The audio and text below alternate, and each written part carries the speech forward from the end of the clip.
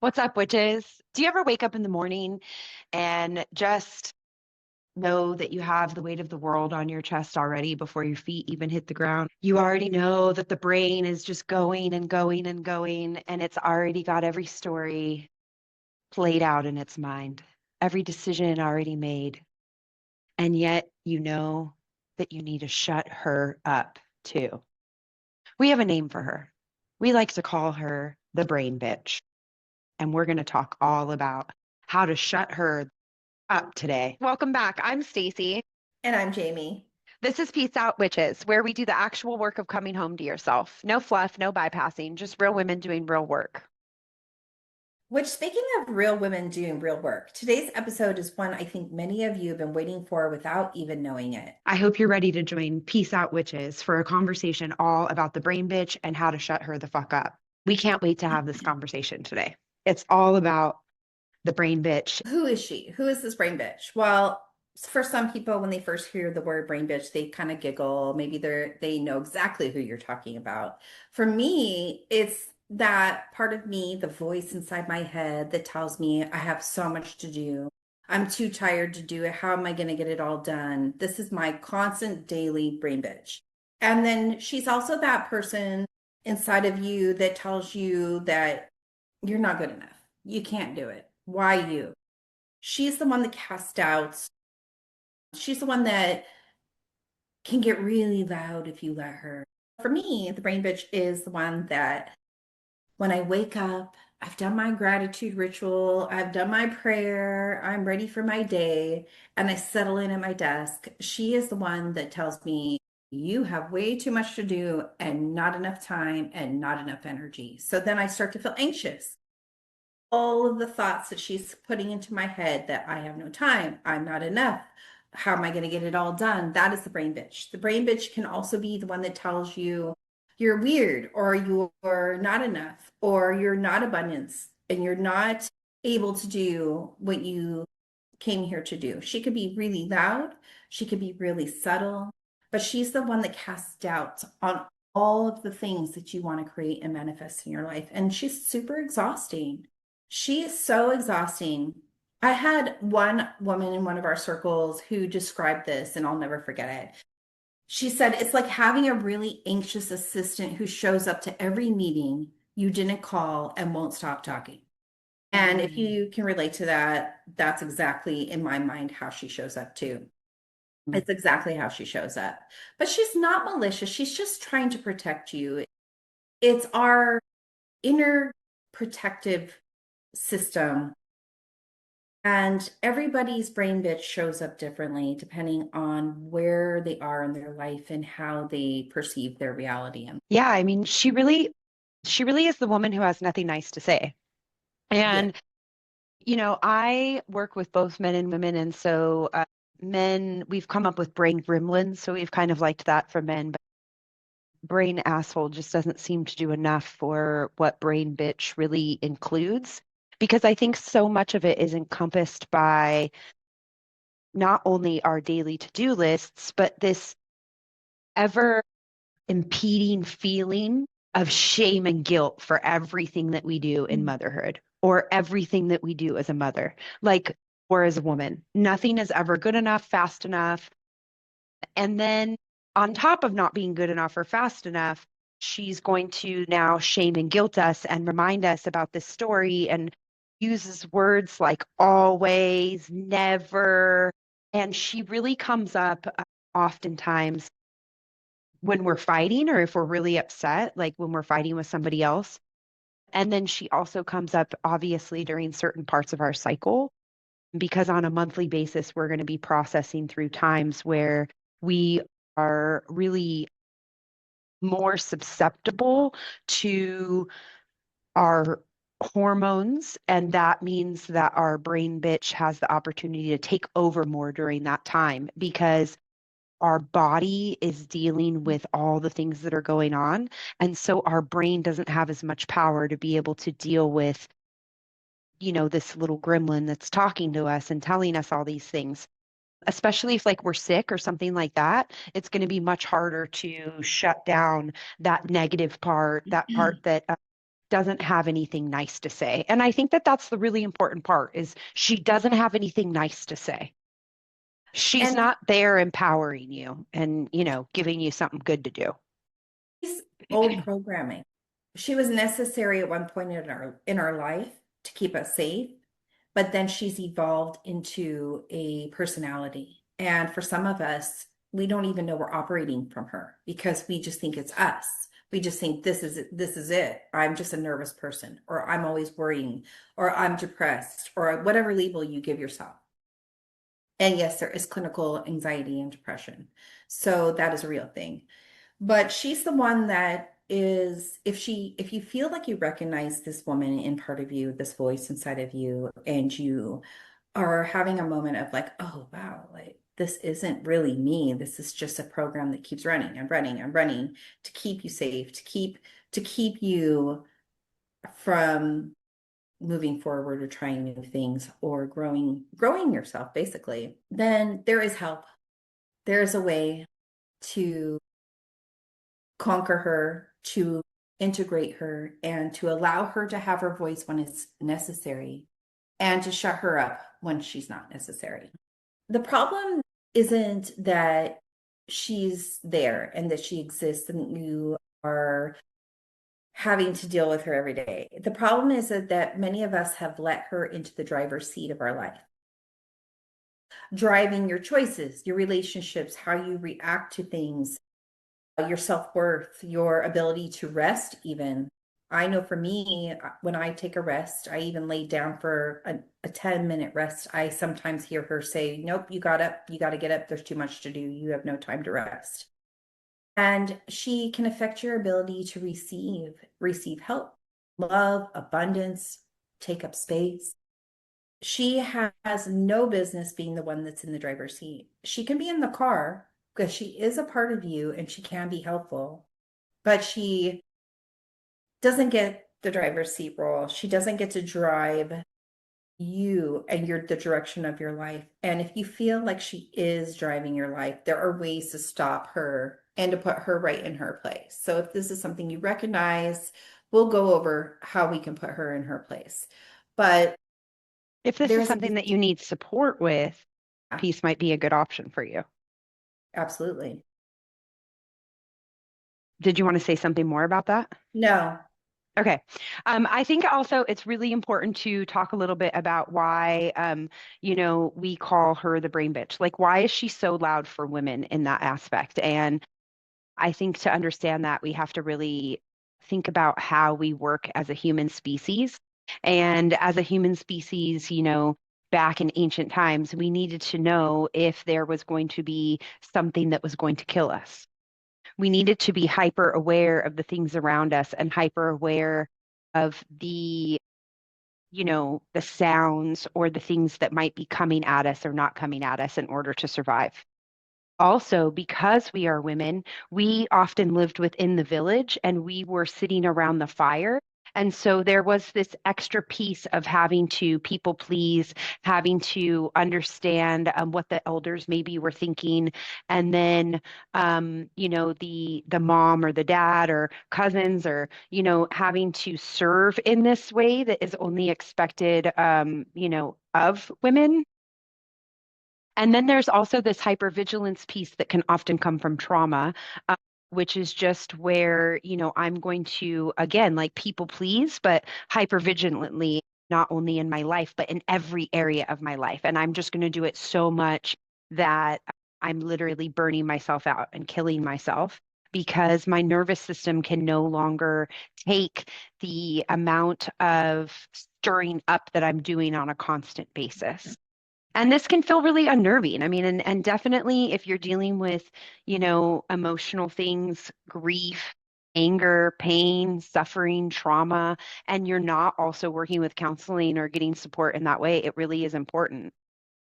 But there's also this really big part of the spiritual disconnection that happens when we allow this part of our brain to take over because the amygdala isn't meant to be on fire all the time. The fight, flight, or fear isn't meant to be on all the time. And if every little thing in your life you are afraid of, or you are upset by, or you are putting stories around, or you are running in your mind over and over and over what the decision should be, and you're over analyzing it. You're maybe even having to, I've seen around like having to have your husband make the decision because you've over analyzed it so much.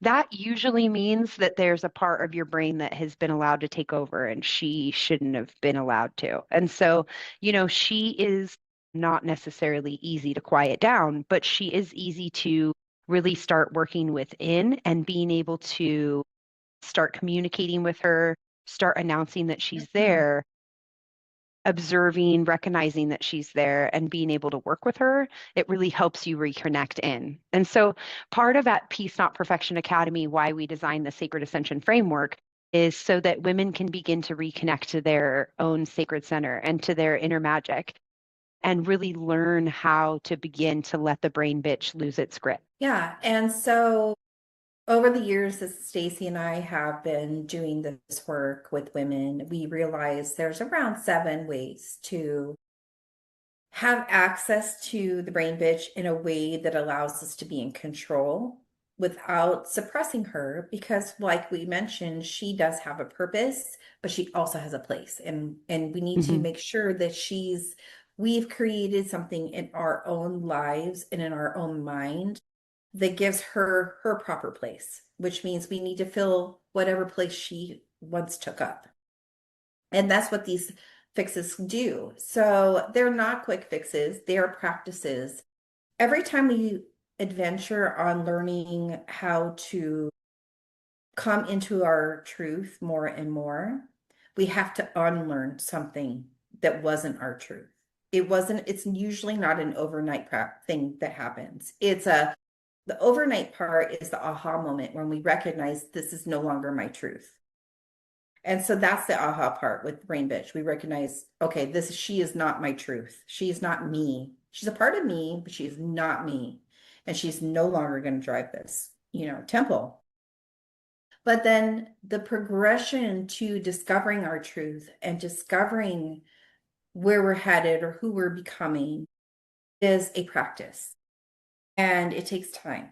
But it does take practice, which means it's something that you're regularly working on. At some point, though, when you're working with the brain bitch, she does quiet down and quiet down and quiet down to the point where you go, wow, I haven't had to deal with you in so long when she does show up. And you're like, I didn't have to deal with her in so long. This is kind of nice. Now I see that she doesn't have that much power anymore. The first step is recognizing her, seeing where she shows up. How does she show up? Is she in your mind with the thoughts? Is she in the actions that you take that maybe sabotage the things that you're trying to create? Is she is she the part of you that says yes to everything and has no proper boundaries? How does she show up for you? Who is Mhm. she and what is she doing in your life? That is the first step. That's that aha moment to really understand the behaviors that come from her, the thoughts that come from her. One of the ways we really like to do that is by giving her a name. So, we've given you our name, and it's not even our name. It's a name that a friend gave me that she used to call it, and it just has always stuck with me. And so, what are you going to call it? I've heard people call it Chad. I've heard people call it Karen. I've heard people call it Gremlin, Mhm, the devil, right? Oh, the little devil on my shoulder. mhm, Um, but this is usually really helpful. Speak it out loud, give it a name and really be able to just recognize when she's there. So, one of the things that I'll say is like, oh, there you are. I see you. I hear you, but I don't accept that. Or I see you. I hear you. All right.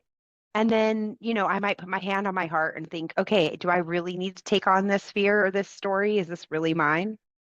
So, really, that first action step is being able to recognize, and giving her or him a name helps you recognize when it's no longer your sweet, kind, loving self that is speaking to you or speaking through you, but it is mhm. now this other persona that, you know, hasn't been heard for a really long time. And so they got louder and louder and louder until they took over. And now we're saying, I see you, I hear you, and I'm no longer going to let you take over. I'm going to have control because I've given you a name and I've given you a place. And you're just not going to engage her. I mean, she's come prepared. She's got a very compelling case why your life looks like shit or whatever you're dealing with, or why you Hmm. should be anxious and worried. And she has been preparing for this argument for her whole life.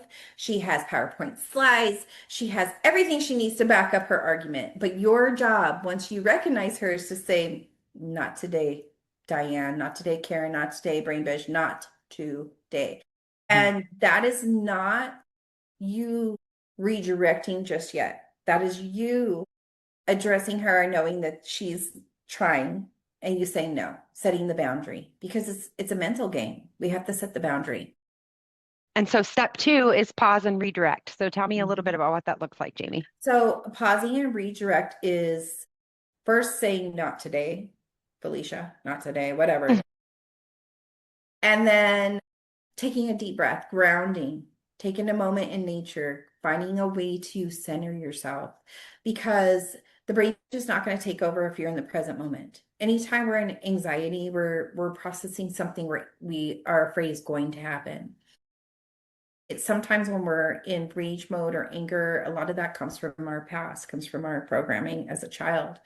And when we're sad or depressed, there could be an external reason for it. But if we know there's no external reason for it, it could be biological, chemical, but it also can just be a very subtle brain bitch just constantly dripping in your mind, something to make you focus on that's sad, and you don't even realize until your whole physiology has been taken over. So if you stay present and you find ways to present yourself and put yourself into the present moment, such as putting our feet in the dirt, sand, water, nature, hugging a tree. I love hugging a tree or sitting at the end of a tree on a tree trunk at the bottom of it and just sitting and just breathing, putting your hand on your chest and taking a deep breath. Even that is enough. And then telling her no, not today. That Mhm. is how I redirect. Yeah, so we've got naming her, making sure that you're giving her a name, and then, we've got redirecting. And then I think also when we're pausing and redirecting, we have to think about the ways that we can redirect. And so that's what Jamie started to talk about. That third way would be to redirect in nature, right? Redirect by grounding, redirect by really allowing yourself. I always love to say as moms, like when the kids are crazy, get outside. Get outside, take their feet off, take their shoes off, and start walking in nature and give them that opportunity to be in nature. They need sunshine, they need rain, they need snow. They just need to be able to get out. And so for us, grounding and being in nature does the same thing. It really gives us that opportunity to be able to release some of what we're carrying and be able to let go of that a lot. Now, the Mhm. fourth way would be accessing your inner child. So, how do you like to do that, Jamie? So this comes into like a self-care practice because for me, I intertwine those two. I like to read. And so when I was a child, I liked to read. So I'll take 10 minutes and read a book. I will just immerse myself in a story that keeps me from spinning with my brain bitch. Or I'll go play with my kids, throw the ball around, play volleyball, walk with them. Anything that brings you joy, baking, cooking, even art. We're talking discovering what really brought you joy as a kid and then finding a way to incorporating that into your adult life, especially if the brain bitch is rampant. Because what happens is you're going to get into the present moment again. It's always going back to presence. And you're going to have a moment where she's not hijacking your brain anymore because you're engaged in something fun. And fun is going to give you the good feeling chemicals in your body. And then it's just going to create more of that for you. And the more often you can do it, the better because you want those good feeling chemicals in your body. You don't want to be in fight or flight and have the stress chemicals running through constantly. So as much as you can redirect through play or have fun or do something, listen to music, dance, whatever it is, that's what I do. Yeah. Yeah, and one of the ways that we really love to do that is we play in our Temple of Peace. And so in our Temple of Peace program, we love to be able to play seasonally with magic and with rhythms and with different things to be able to call in, but also let go.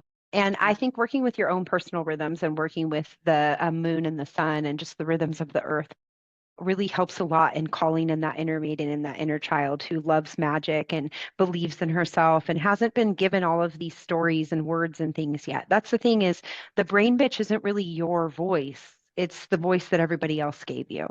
So one of the fifth ways, because we're on number five, that I like to get rid of the brain bitch is to just go outside and scream. And, I think sometimes women are really afraid to do this. I hear all the time, like, what if my kids hear me? Good. I'm glad they hear you. Like, go out and scream. You don't have to say any words, but if they hear you, then they're going to have access to a way to be able to process their brain bitch too, because they have the same thing happening to them. And if we allow it to be heard through our throat chakra in a way that we not only feel comfortable with, but is a little bit out of our comfort zone, it begins to allow those emotions to be released instead of swallowed. And you're really processing them, you're letting them go. And so I really like to use screaming as a ritual, howling at the moon. Like there really is something to be said about doing that because it gives you the opportunity to, be seen and heard. But I think oftentimes as women, we're taught to stuff it all in. Stuff it in, stuff it in, stuff it in. And if I go outside and I move my body and I scream as loud as I can, I'm no longer stuffing these things inside. I'm allowing them to be heard. And so I really like to mix these things together. If I'm having a real lot of grief, for example, then that brain bitch is just going, I'm missing this person, or a lot of aspects like just being on the grief. Maybe she's not being a bitch, maybe she's being loving, but you're still kind of, she's just still too much. I would recommend like rolling in the grass, rolling in the dirt, and then screaming at the same time, crying, welding, whelping, like Mhm. really letting out as much as you can this angst and this anger and this sadness and this frustration and this suffering that I think we all experience, not just by processing our own shit, but also by processing the things in the world. I mean, we live in a world where we have to process things at a faster rate than ever before, and we have so much coming at us. It's really easy for the brain bitch to find something to focus on And that isn't for our good. I like the idea of giving the brain bitch a voice without words Hmm. because she's already doing the thinking for us at this point, right? And Hmm. giving us all the words that, aren't helping us in any way at this moment. But then if you give her the ability to express herself through sound, then it's quick and easy. It's a discharge of energy real quick because she can keep going and going and going if you let her. But if you give her a voice and you have that discharge of energy, you're going to feel lighter and brighter no matter what. Because Hmm. she really is the programming that we received that was not helpful to, really learning the truth of who we are and enhancing our growth. She kept us safe when we needed to be safe. But she's just giving us an opportunity to integrate her because we do need her, but not all the time. If you're not in a place where you can go outside and scream or in your house, you could scream in a pillow, you can scream in your car. Like there's just find ways to do it. And that primal scream meme that you saw on Instagram and the woman in the woods screaming her head off and the guy running across with his pants off because he was, going to the bathroom in the woods. We've done that and that works. It's a real thing. It's Hmm. hilarious to see that, but it's so real and so easy. It's just one of the easiest ways to get her to shut the fuck up. Yeah. That I And enjoy. if you can't scream, the other thing that I like to do is play loud music. Like I come from the Yes. 80s. So I mean, we've got Offspring and we've got Green Day and we've got some like good music that you can just put on and scream at the top of your lungs. And I did it when I was a kid too. Every time I was driving and I'd put on my Offspring song and I'd, cuss my brains out, uh, singing what I had a right to do. So, there is a lot to be said about finding ways to be able to scream. Let It Go on Frozen is a great screaming song. Or, I'm gonna roar. Like these are all great screaming songs, and they're great to be able to do with the kids because then you can play them in the car and you can scream too. And lastly, before we move on from the scream, there is nothing wrong with doing a quiet scream. So you are still screaming from your body without screaming from your voice if that's what you feel like you need to do. But I think sometimes we grow up as adults and we think we can no longer stomp our feet and we can no longer roll our eyes and we can no longer throw a fit and scream and just, be mad. Sometimes we need to throw everything and stomp around and just scream and yell and get upset because maybe you were never allowed to do that. And so, sometimes that is what is important. And that brings me to the next point because sometimes screaming is self-care. But what Mhm. are some other really important points to self-care when our brain bitch has taken over and gone rampant? So this isn't what we typically talk about. We talk about self-care a lot on our podcast, but in this particular way of self-care is about really giving yourself an opportunity to regulate your nervous system. And when we're constantly bombarded by the brain bitch and the thoughts and then the emotions and then the chemicals that we're constantly releasing in our body, it's our nervous system doesn't have a chance to breathe and to rest and to regulate. And so ways that you can do that is the very first thing is taking care of yourself in a way that probably during that time you're not, like eating regular meals, nutritious meals that are right for your body. Taking a shower, sometimes when the brain bitch is rampant and we get into a funk, that particular piece of self-care kind of gets pushed aside because we're not feeling motivated or we're too busy. That too busy for a lot of us moms, to really take a good shower. I mean, we take a shower, but I mean, spend time and use all the things that you love using in your shower and don't feel like you have to rush to get to the next thing you need to do. Setting good boundaries is super important when you're dealing with brain bitch. No is a word you really need to get comfortable saying if you're not saying it regularly, and telling everybody you love no when you need to. That's where you start. It gets easier and easier. And then if you have a hard time saying no to your friends and extended family because, maybe they don't know you very well or you're trying to make an impression with them, well, when you start saying no to the people who are closest to you, which as moms and as women, we have a hard time with, I think. That's my personal experience. Then it gets easier to say no to the people around you when they're asking just too much of you outside of your house. And sometimes we just need to retreat and find a way to cocoon a little bit and sleep and rest without shame or guilt and practice these self-care things, have a ritual every morning. If you wake up feeling the weight of the world on your chest, you know, create something magical in your life that will allow you to at least pull in the good feelings for a few minutes, to be present. That could be standing in nature, getting the sunshine from the morning sun, lighting a candle, saying your prayer, reading the Bible, whatever it is you do, but Hmm. making it a practice of self-care and coming back to yourself so that you can fill your cup every single day in some way. And you could do that in the morning and night. And making sure the basics are taken care of because sometimes like for me, the last 3 days I was dealing with something pretty challenging and I realized I wasn't eating, I wasn't drinking water, the basics were not being handled because I was under so much stress, which really I didn't need to be under so much stress. That was my brain bitch going crazy, telling me I'm doing it wrong. Don't, you can't do this, blah, blah, blah, whatever she was saying. And today I just decided to surrender and to tell her to shut up and surrender to whatever the process is that I needed to continue doing that was causing me so much stress. And And it ask wasn't for help. stressing.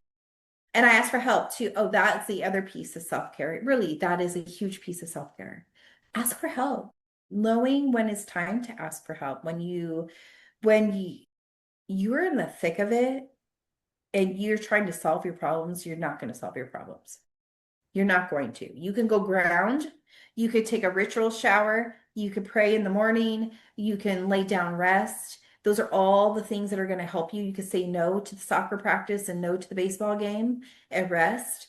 But sometimes we need help Hmm. and not being afraid to ask for the help you need. It's a really important part of self-care. And I Yes. think sometimes we talk about self-care being a bath, and sometimes that means that the husband has to take the kids to the park or the husband has to do the groceries.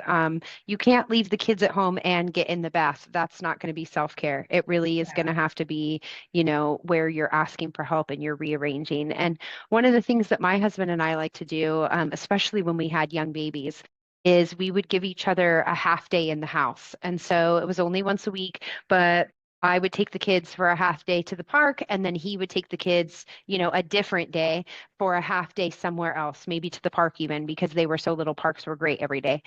And, this was a really good way to ask for help, but also get some of my needs met.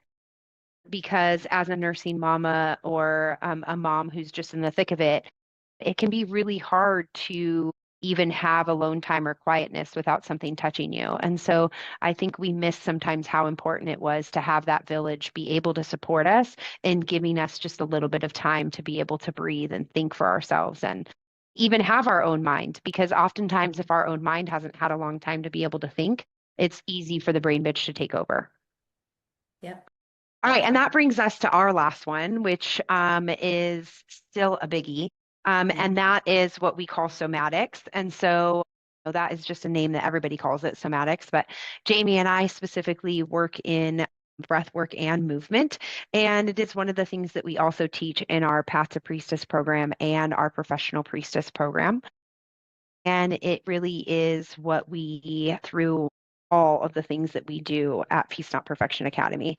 It doesn't matter whether it's a retreat, whether it's a mini, Temple of Peace meeting, or whether it's a big sisterhood circle.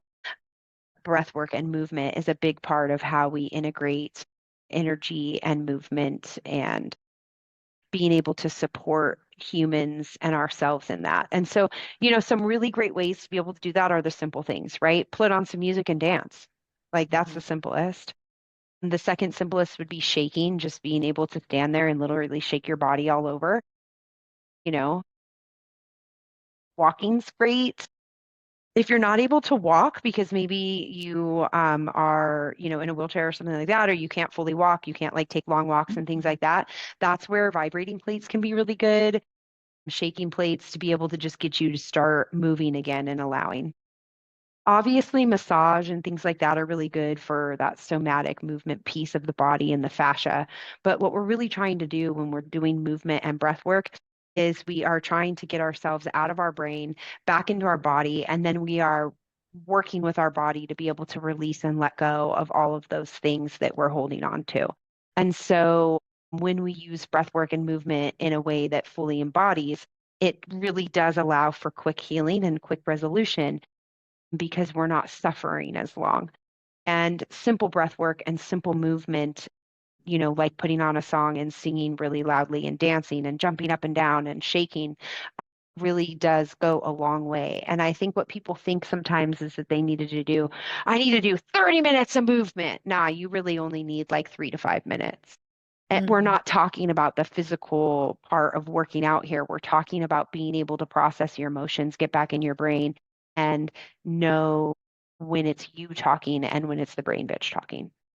Yeah, and it's literally that quick. Like if you need a quick fix and you're in the thick of your rain bitch, and even if you're not a very mobile person, just start stretching. Like literally just start stretching out, stretching your legs, stretching your feet, because immediately your brain stops and your body starts. And if you can disconnect from the brain and all the things that's going crazy and put yourself in your body even for a minute or two, that's going to change your physiology. It's going to release her hold more and more to the point when you do it often enough, she knows that she has no domain when you are working out your body in the way that you work it out.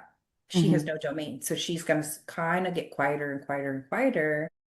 And then when you re-enter your brain again and you're back out of your exercise or your movement and you're in your brain, she's going to be quiet. She's going to be quieter. And it does make a huge difference. I really think that that's where you start. Grounding and movement. Those two Hmm. things, and breath, just breathing, just taking Hmm. a breath, focusing on that for a little bit. And give her a name, if you don't like our name, Yeah. give her a different name because Yeah. that really just allows you to Mhm. announce her, to tell her I'm not listening, or to tell you, yeah, you're right, but I don't need to listen to that. And then pretty soon you can start to make her more like your best friend who's willing to tell you the truth, but also isn't going to speak negative, nasty shit over you. Your best friend isn't going to speak nasty to you. Your best friend will speak the truth over you and maybe isn't willing or is willing to say the hard things, but she's not going to do it in a bitch kind of way. She's not going to be like, oh my God, she's going to come to you and be like, hey, can we talk about something I'm noticing? Would you like to hear it? Or, can we share with each other? So when we compound announcing that she's there, giving her a name, and getting ourselves back to nature and to ourselves through some of the ideas we've given you, then we really begin to make small sacred shifts that over and over become a compounding like interest. And that makes her quieter and quieter and easier to control. But it also gives our other side of the brain a lot more power, and she begins to understand her worth and her truth, and she doesn't let the brain bitch take over as often because she knows the difference. Absolutely. She can't survive. So today, if you woke up with something inside of you and you were just feeling that stirring through this podcast, there are 3 ways to be able to work with Jamie and I in Peace Not Perfection Academy.